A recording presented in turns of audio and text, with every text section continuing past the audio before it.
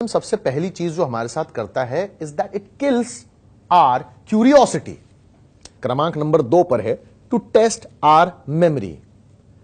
Indian education system is equal to रट्टा मार प्रतियोगिता, जिससे हम टैलेंट के बजाय मेमोरी टेस्ट करते हैं। क्रमांक number 3, marks is equal to इज्जत। क्रमांक नंबर 4 पर सुनिए, हमारे इंडियन एजुकेशन सिस्टम में सब्जेक्ट्स में कास्ट सिस्टम सा बना दिया है।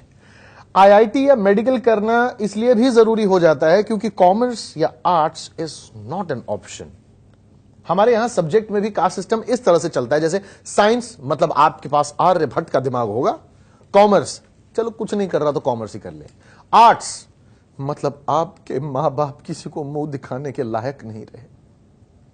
इनफैक्ट आईआईटी एंड मेडिकल में भी आपके पास चॉइस नहीं है, लड़की है तो डॉक्टर बना दो, लड़का है तो इंजीनियर ठीक रहेगा। और वैसे भी जिस सोसाइटी में आप रहते हैं वहां पर शादी आप अपने मर्जी से नहीं कर सकते हो, पढ़ाई क्या घंटा करोगे।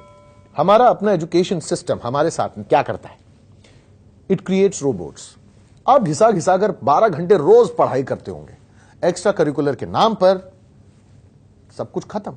स्पोर्ट्स पहले से बदनाम है, बचपन से सुनते आ रहे हैं कि पढ़ोगे लिखोगे होगे नवाब, खेलोगे कूदोगे होगे खराब।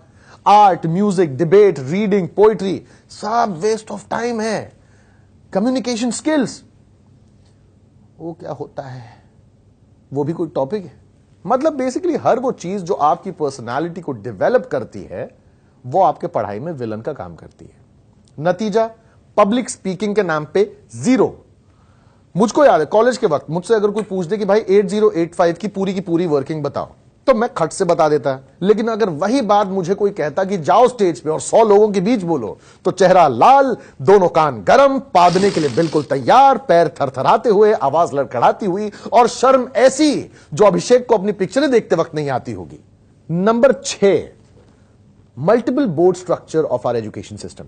मुख्य तौर पर हमारे यहां पर सीबीएसई, आईसीएसई, इसके अलावा 28 स्टेट बोर्ड्स हैं। इसका इंपैक्ट कब पता चलता है, हायर स्टडीज के बाद। मैं एसएससी बोर्ड का आदमी, यानी कि महाराष्ट्र एसएससी बोर्ड। अब मेरी अंग्रेजी एंड सब कुछ मतलब बड़ा सो सा। वहीं पर मैथ्स की बात कर लो, नीलबट्टी सन्नाटा। मेरा दोस्त जो कॉलेज में इंजीनियरिंग के वक्त मुझे मिला वो बिहार बोर्ड से, उसका मैथमेटिक्स, जनरल नॉलेज जबराट, लेकिन अंग्रेजी बात करते वक्त सिट्टी पिट्टी गुम। नतीजा, बिहार होलसेल के रेट में आईएएस पैदा करता है और Maharashtra, you know what I mean. Basically हमारा बोर्ड स्ट्रक्चर, हमारे देश का board structure does not provide the even playing field to every student in India. Number 7, outdated syllabus of our education system. कैसे बताता हूं। एनरोल करते हैं एक साथ 12.5 करोड़ बच्चे जूनियर लेवल पे, बेसिकली किंडरगार्टन, जिसमें से करीब आधे 6.5 करोड़ के आसपास 10th पास करते हैं, जिसमें से 2.5 करोड़ ग्रेजुएट हो जाते हैं। और इन ग्रेजुएट लोगों में से अराउंड 60 लाख लोग एम्प्लॉयबल स्किल के होते हैं। एनरोल कितने किए थे, 12.5 करोड़।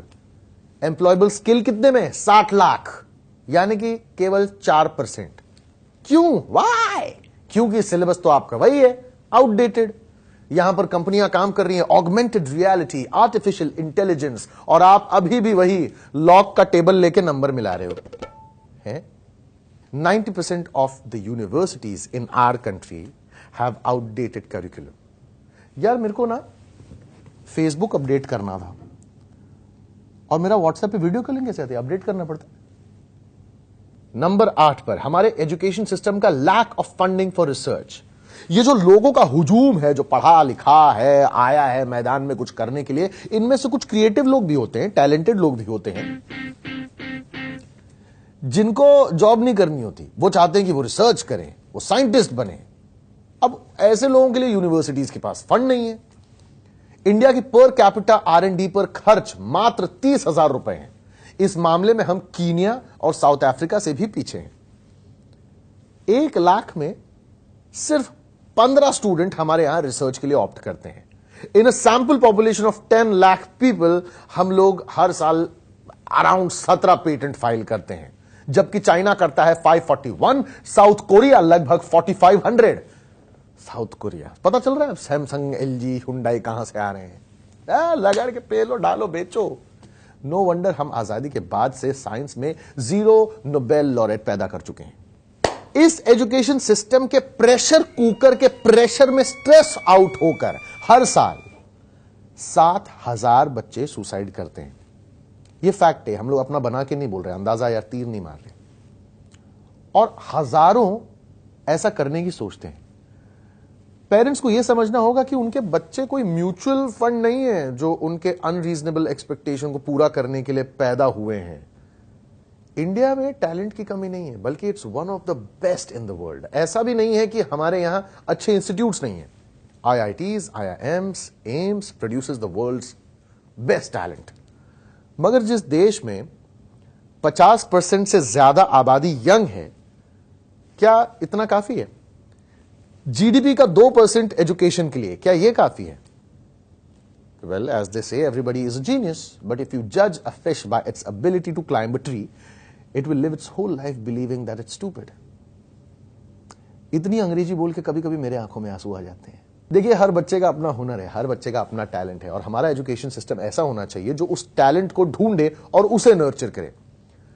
एक तरीका है, वैसे एक तरीका है जिससे आप अपने बच्चों को बेहतर एजुकेशन दे सकते हैं, वो है इंटरनेशनल बोर्ड्स जो हमारे यहां पर हैं, बड़े बड़े स्कूल। इन स्कूलों में ये लोग जाते हैं, अपने मिनिस्टर्स जो होते हैं ना, मिनिस्टर लोग को बच्चे जाते हैं वहां पे अपने ये सेलिब्रिटीज के बच्चे, शाहरुख सलमान के बच्चे, जो जहां भी होंगे जाते होंगे, जिसका कोर्स स्ट्रक्चर बिल्कुल ऐसा है, मतलब एकदम फॉरेन कंट्री जैसा। उधर क्या करना है आपको, साल का 7 लाख रुपया देना है, बच्चे को वहां पे भेजना है, 7 लाख रुपए में एडमिशन हो जाएगा, बस। 7 लाख साल का है। इतना अफोर्ड नहीं कर सकते तो किए हो क्या पूरे लाइफ में? पढ़ाई लिखाई नहीं की हो क्या? नहीं है आपके पास? अगर 7 लाख नहीं है तो आपके जिंदगी के टावर में एरोप्लेन घुस चुका है। हमारे एजुकेशन का मेन पिलर, स्तंभ, हमारे गुरु, टीचर्स। सारे टीचर्स पहले 9 से 2 स्कूल में मॉर्निंग शो चलाते हैं, उसके बाद उन्हीं बच्चों को अपने घर पे बुला के मैटनी शो और इवनिंग शो ट्यूशन के रूप में चलाते हैं। नतीजा उससे क्या होता है? एक वैगनर और एक पल्सर का इंतजाम हो जाता है, और जीने के लिए चाहिए क्या?